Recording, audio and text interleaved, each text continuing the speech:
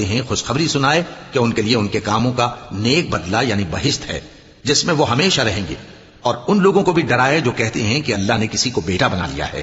ان کو اس بات کا کچھ بھی علم نہیں اور نہ ان کے باپ دادا ہی کو تھا۔